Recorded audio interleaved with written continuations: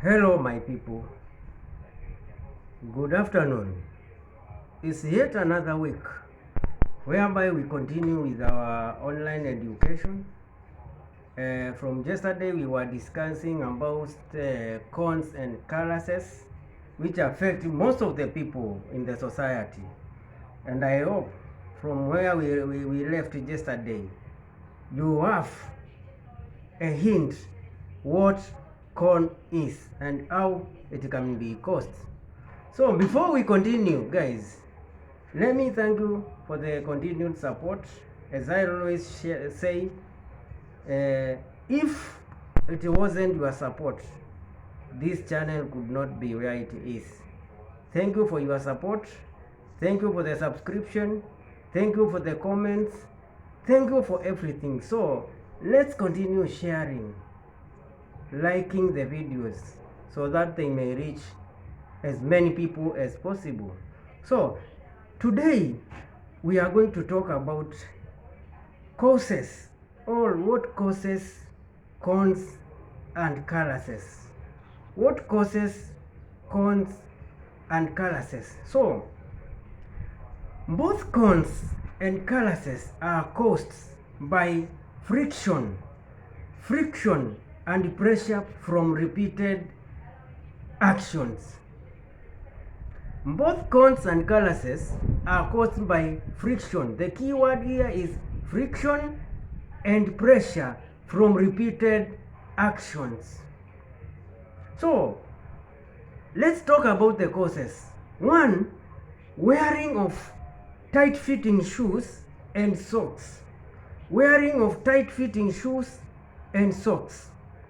So tight shoes and high heels can squeeze areas of feet, and if your shoes are loose, your fingers if your shoes are loose, your fingers and feet may repeatedly slide and rub against the shoe. So this means it might both be caused by tight fitting shoes and loose fitting shoes. So tight shoes and high heels can squeeze areas of feet, and if your shoes are loose, your feet may repeatedly slide and rub against the shoe. Your feet might repeatedly slide and rub against the shoe. Your foot may also rub against a seam or stitch inside the shoe, thus causing a con or a callus. Number two, skipping socks. Skipping socks. This means wearing shoes and sandals without socks can cause friction on your foot and thus causing cons. Those who love wearing shoes, which might be a bit fitting and not without socks, this may lead to the formation of a con or callus. Number three, playing instruments. Playing instruments or using hand tools. Playing instruments or working instruments or using hand tools. For example, those who working in a building or a construction, the friction between your hand and the handle of the spade can cause a con or a callus. That's a very good example. So calluses on hands may result from repeated pressure of activities. Repeated pressure of activities such as playing instruments and using hand tools or even a pen. Number four, inheriting a tendency to develop cons. This means if in your family somebody had cons, this can be passed to you through genes, or it can be genetically inherited. So inheriting a tendency to develop cons The type of cone that forms on weight-bearing areas such as soles and palms, which may be also called keratosis punctata. Keratosis punctata might be caused by genetics, or simply means it can be inherited from your parent to you. What are the complications which come about as a result of cones? Here, if you have diabetes or another condition that causes poor blood flow, you might be at risk of complication forming cones and culluses. Let's see about the prevention. This is a very straightforward and short topic. Let's look about the prevention, or how you can prevent the occurrence or recurrence of cones. The following approaches may help. Prevent cones and culluses. 1. Wearing shoes that give toes plenty of room.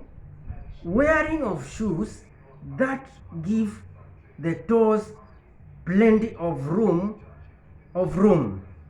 So if you can't wingle your toes, your shoe is tight, wear a well-fitting shoe.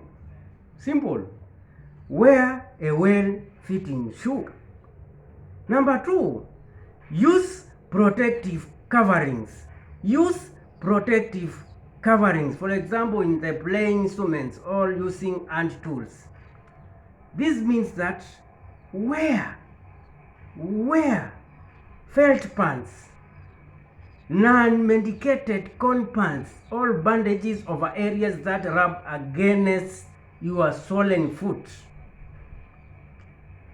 Wear felt pants, non-medicated cone pads, or bandages over areas that rub against your swollen footwear. Try toe separators or something that will prevent the soles from coming in contact with each other, because the pressure and friction between the two toes coming together might cause cones or culluses. The last point, wear padded gloves. Wear padded gloves when using hand tools, or try padding your tool handles with cloth type hole covers. For example, those who are working in construction using the spades, you can try covering the handle of the spade with a cloth, and this reduces the friction between your hand and the spade handle, and this helps in relieving the pressure and friction, and in this way you will avoid formation of cones and culluses.